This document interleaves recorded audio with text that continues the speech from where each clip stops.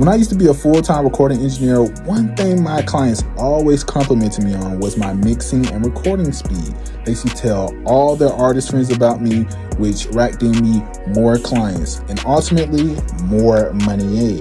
So today I'm going to give you 3 things you can use to increase your mixing and recording speed to ultimately gain you more clients and, of course, more money. Now, the last thing I used to increase my mixing and recording speed was something that most engineers don't really talk about, and it'll really surprise you. But for the first thing that I used to increase my mixing and recording speed was templates and presets. Templates and presets can really save you some time, seriously.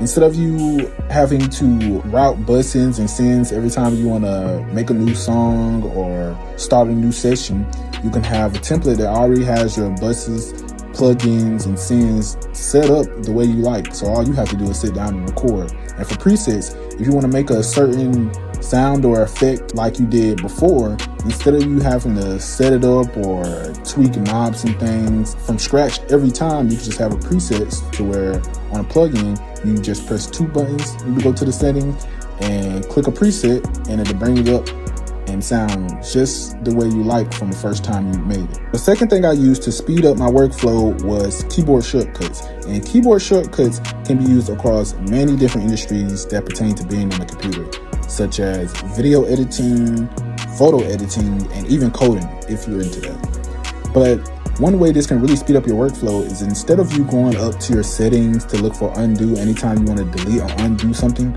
you can just press a command like Command or Control Z and delete or undo something in an instant. And this can really minimize time in between clicks and save you time overall. So the last thing I use to increase my mixing and recording speed is something that probably saves me the most time and it's my favorite thing to use. And that is a gaming mouse. Yeah, I know it sounds crazy, but gaming mice have buttons on them, which you can assign keyboard shortcuts to. So instead of you having to press spacebar every time an artist messes up on a line and you have to go back, you can press a button on your mouse to stop the song and go back, and press another button on your mouse to start recording again. And when I tell you this saves me so much time, like sometimes I'm even faster than an artist.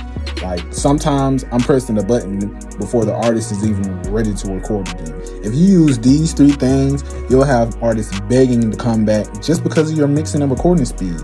And also, if you have anything else that could help, comment it down below and I'll take a look and maybe make another video.